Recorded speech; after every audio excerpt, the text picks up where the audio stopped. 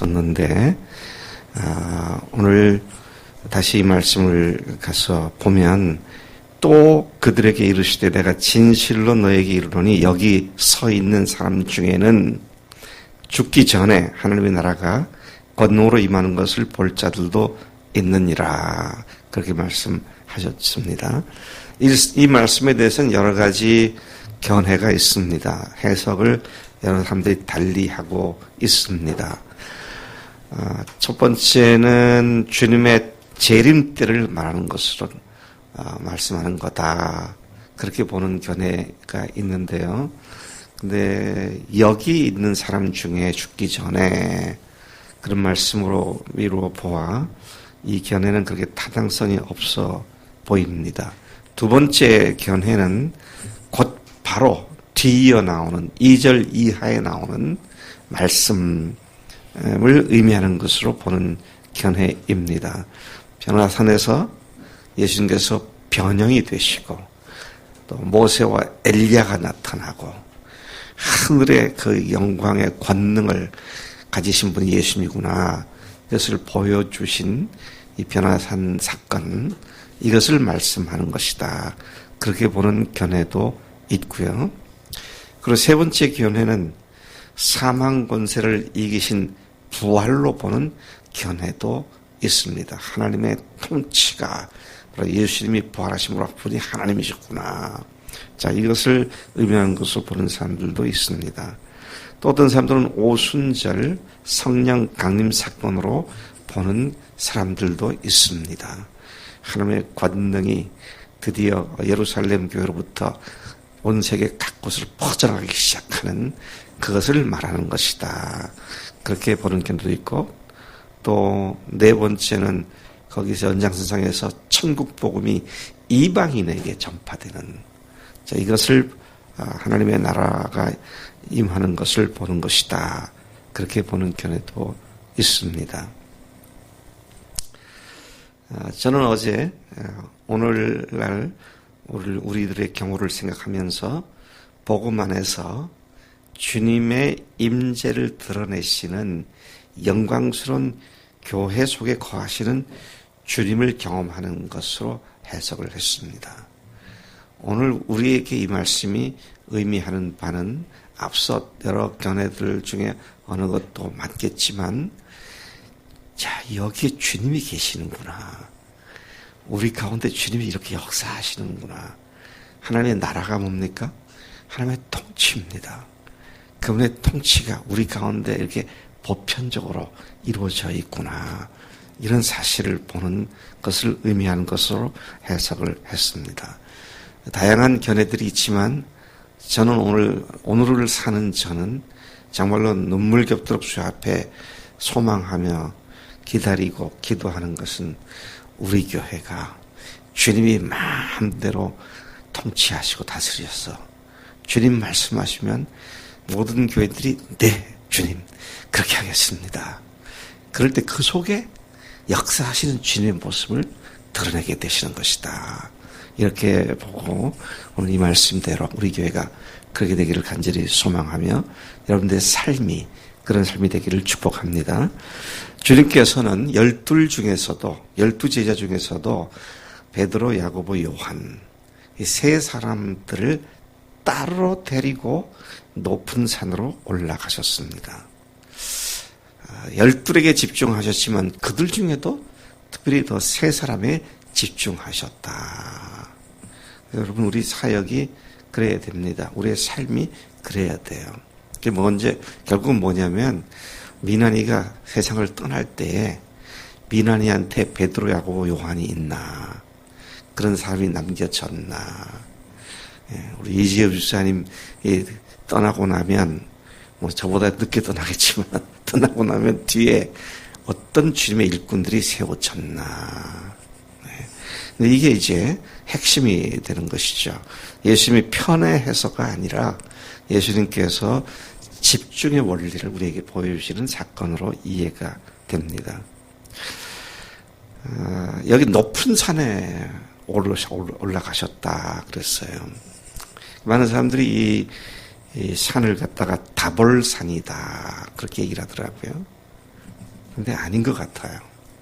다볼산은 이스라엘 평지에서 우뚝 솟아있는 산입니다. 해발 560m밖에 되지 않아요. 그런 산에 올라간 것을 높은 산에 올라갔다. 또 그것은 가이사랴 빌립보, 지금 예수님이 가이사랴 빌립보 집에 가 계셨는데 거기하고는 상당히 거리가 떨어져 있습니다. 그런데 거기보다는 아마 헬몬산일 것이다. 그게 추측을 하는데 저는 현장을 가봤던 저로서는 여기가 맞겠구나. 왜? 가이사랴 빌립보에서 올라가면 헬몬산이에요. 헬몬산 맨 밑에가 가이사랴 빌립보고요.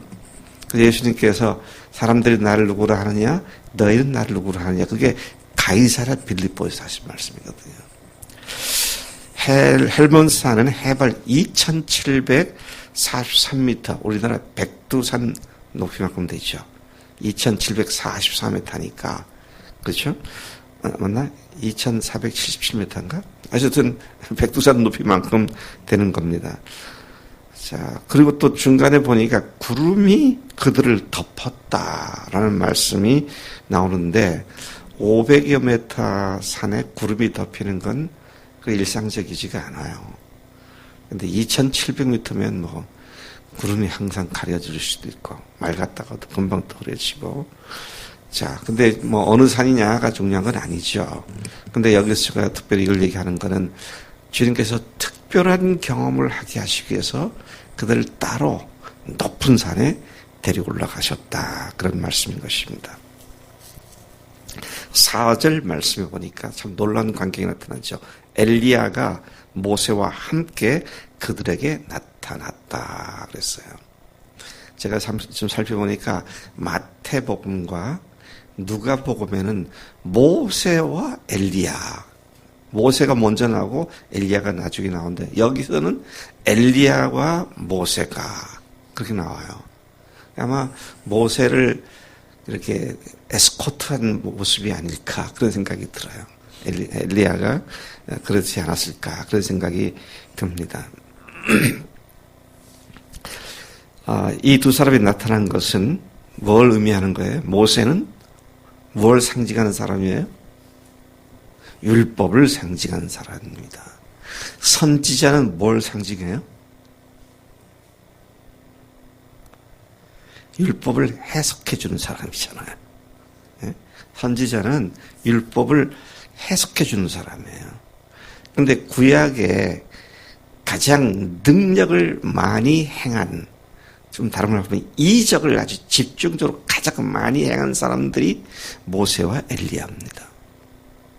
하나님의 능력을 드러내서 율법이, 하나님의 말씀이 얼마나 절대적으로 중요한지를 드러냈던 사람들. 그들이 지금 예수님과 함께 이야기를 하고 있어요. 제가 엉뚱한 생각을 해봤어요. 어제 무슨 말씀을 나눴을까? 엘리야가 예수님께 뭐라고 말했을까? 모세는 예수님께 뭐라고 말했을까? 그런 생각을 해보니까 몇 가지 상상이 되더라고요. 아마 엘리야는 주님, 제가 그동안 주님 오실 거라고 계속 예언했는데 이제 오셔서 주님의 일을 온전히 이루실 줄로 믿습니다. 아마 그러지 않았을까? 모세는 사람들이 죄가 뭔지를 알기 위해서 율법을 알려주는데 이제 주님은 의를 드러내시고 의가 무엇인지를 알려주시는 의의 주님이십니다. 또 예수님은 그동안 수고들 많았네. 그러셨을까? 하여튼 이런 그 세 분의 대화를 상상해 보니까 좀 재미있다. 그런 생각이 듭니다. 자, 중요한 것은 모세는 구약의 율법을 대표하는 사람이고 엘리야는 그 율법을 해석해주는 일에서 대표하는 사람이고 그들이 하나님의 종이라는 사실을 많은 이적들로 집중적으로 나타냈던 인물들이 지금 주님과 함께 대화를 하고 있는 것을 누가 제자들이 똑똑히 자기들 눈으로 보고 있었던 것이죠. 그리고 매우 황홀했습니다. 베드로가 너무 좋아가지고 홀망해가지고 황홀경에 빠져가지고 주님 소막셋을 짓겠습니다. 여기가 좋습니다. 여기서 모세와 엘리야와 하나는 주님을 위해서 짓겠습니다. 근데 자기가 무슨 말 하는지 잘 몰랐다 그랬어요. 근데 또 한편으로 굉장히 두려웠다 그랬습니다. 여러분 안 두려웠겠어요? 그때로부터 1400년 전에 인물의 모세가 나타나고 700~800년 전에 인물인 엘리야가 나타나서 지금 자기들이 쫓아다니고 있는 예수님과 함께 이야기를 하고 있다. 얼마나 두렵고 놀라운 일이 아니었을까 하는 생각을 하게 됩니다. 7절에 보니까 이때 구름이 그들을 덮었고 소리가 납니다. 이는 내 사랑하는 아들이니 너희는 그의 말을 들으라. 이게 무슨 소리예요? 이는 내 사랑하는 아들이니 너희는 그의 말을 들으라. 그의 말 한 대로 잘 순종해라 그 말인가요? 무슨 뜻이에요? 다른 사람 말 듣지 말고 예수의 말 들으라. 내 아들이다. 다른 사람 말이 뭐예요? 모세나 엘리야의 말이 아니라 예수의 말씀을 들으라는 겁니다. 이게 중요한 말씀이에요.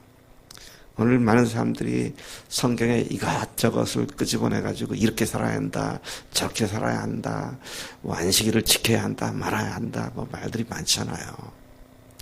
근데 주님이 뭐라 그러시는가?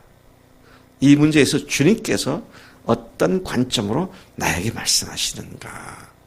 이게 중요한 것이지 다른 사람들이 뭐라고 말한다고 병 고침 받으려면 안수 받아야 한다. 이 안수를 통해서 병 낫습니다만은 다 그런 건 아니잖아요. 근데 주님 앞에 딱 서게 되면 우리가 다 가진 자로서 하늘의 권능을 받은 자로서 능히 모든 문제를 극복할 수 있는 능력을 주셨는데 주님께 집중하고 주님께만 따라갈 때 아무 문제가 없는 줄로 믿습니다. 여러분들은 믿음 안에 있으니까 뭐 목사님만 늘 듣는 얘기 그 얘기 아닙니까? 그럴지 모르지만은요. 신천지에 쫓아다니는 사람들이 어떻게 그렇게 헷가닥하고 돌아다니는지 몰라요. 주님밖에 없습니다. 뭐 2만이고 뭐 2천이고 200이고 아무것도 없어요. 주님밖에. 그래서 주님의 말씀을 들으라 그랬죠. 그들이 하산할 때 주님께서 경고하셨습니다. 뭐라고 경고하셨어요? 인자가 죽은 자 가운데서 살아날 때까지는 본 것을 아무에게 들이지 말라. 말하지 말아야 할 이유는 바로 뭡니까? 십자가를 지시는 때가 되기를 기다리기 위함이었다는 것이죠. 그들이 보고 들은 바 예수님이 어떤 분이신지를 그들이 알고 나서도 그들은 여전히 예수님을 정확히 알지 못했습니다. 분명히 하늘에서 주님의 음성이 들릴 때 뭐라고 하셨어요? 이는 내 사랑하는 아들이다 하셨는데도 그들은 제대로 이해하지 못했어요. 부활하신 후에야 이 모든 것들이 생각났고 그분이 누구신지를 제대로 알게 됐다는 것입니다.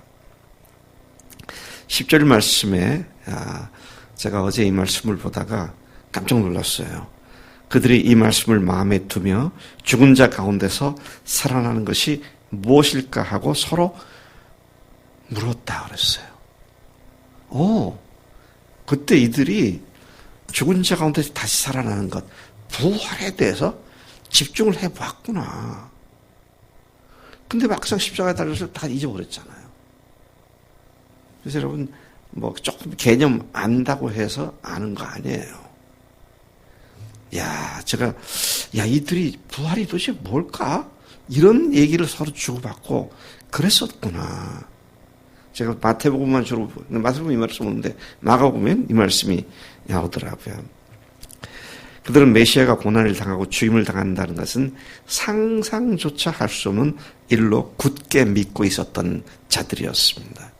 그러나 죽은 자 가운데서 다시 살아나신 후에야 드디어 이게 무엇을 뜻했는지를 뒤늦게 알게 됐다는 것입니다. 자, 근데 그 현장에서는 그들이 뭐라고 말합니까? 11절에 그러면 주님은 어찌해서 서기관들이 엘리야가 먼저 와야 하리라 하나이까. 아니 죽으시고 뭐 그 부활하신다 뭐 그랬는데 엘리야가 먼저 온다고 그랬지 않습니까? 근데 엘리야가 아직 안 왔잖아요. 이런 질문을 하는 것이죠. 12절 엘리야가 과연 먼저 와서 모든 것을 회복한다. 그렇다면 왜 인자가 많은 고난을 받고 멸시를 당하리라고 성경에 기록되어 있느냐? 너 성경을 잘 봐라. 인자가 고난받고 다시 살아난다고 멸시를 당한다고 기록되어 있지 않느냐. 그러면서 13절에 엘리야가 이미 왔다. 예언한 바와 같이 사람들이 그를 함부로 대해서 몰라보고 그를 죽인 것이다. 그렇게 대답하면서 당신이 누구신지 엘리야가 이미 왔었다는 사실을 다시 일깨워 주었던 것을 봅니다. 이러한 주님의 자세한 설명을 들었음에도 불구하고 그 충격적인 확증적 이적을 경험했음에도 불구하고 그들은 언제 예수님을 하나님이라고 믿었다고요? 부활하신 후에야 눈이 반짝 떠지기 시작을 했죠. 그래서 여러분, 믿음의 근거는 부활이어야지 신비한 체험, 뭐 이상한 것. 사실 신비한 체험으로 말하면 이 세 사람보다 더 신비한 체험한 사람이 역사상에 있습니까? 없습니까? 아무도 없어요. 그런데도 부활하신 후에 그때 그게 그 말씀이었구나. 여러분, 부활로 우리의 믿음의 근거가 견고해질 때 조금 더 두려움이 없고 예수가 함께 계시니 시험이 오나 겁없네. 기쁨의 근원 되시는 예수를 위해 삽시다. 이런 찬송이 그냥 저절로 입에서 날마다 터져 나오는 줄로 믿습니다. 부활하신 주님, 그분은 산상의 변화된 모습을 경험했던 그 베드로와 야고보와 요한의 체험과는 비교도 안 되는 온 세상을 창조하신 하나님의 능력과 그 능력이 그분의 부활 속에 분명히 드러난 줄로 믿습니다. 우리는 부활을 믿는 사람들입니다. 예수는 부활하셨습니다. 부활은 영원한 증거입니다. 하나님 아버지 감사합니다. 이 아침 새 제자들이 변화산 위에서 주님과 함께 있으며 참으로 인간들 중에 그 누구도 경험해 볼 수 없었던 어마어마한 놀란 체험을 한 것을 보게 됩니다. 훗날 베드로가 그의 서신서에서 그 사실을 기억하고 기록할 만큼 그 사실은 아주 강렬한 사건이었습니다. 그런데 주님, 오늘 말씀 보니까 예수님께서 부활을 말씀하셨어도 알아듣지 못했고 하나님 부활하신 후에야 이게 그 말씀이었구나. 이렇게 깨달았던 그들의 모습들을 보며 오늘 우리의 믿음이 철저히 십자가에 대한 우리의 믿음이 철저히 부활에 근거해야 함을 다시 일깨워주시니 감사합니다. 주님만 바라봅니다. 부활의 주님만 찬양합니다. 감사합니다. 이 모든 말씀을 예수님의 이름으로 기도드렸습니다. 아멘. 아멘.